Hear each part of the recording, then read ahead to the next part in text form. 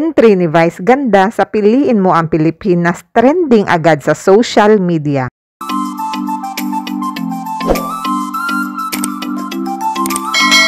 Napamangha ang online netizen sa husay at ganda ng konsepto sa trending video ng social media na Piliin Mo ang Pilipinas na entry ni Vice Ganda.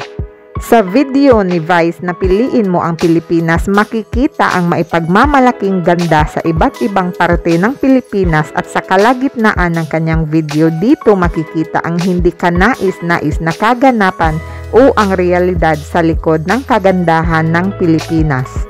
Tampok ang traffic pagrarally gusali sa likod ng Luneta ang trending na resort sa Chocolate Hills at ang pinakahuli ang pambobomba ng barko ng China sa Pilipinas sa West Philippine Sea. Kahit mahirap kang ipaglaban, pinipili pa rin kita Pilipinas, mensahe ni Vice sa kanyang video.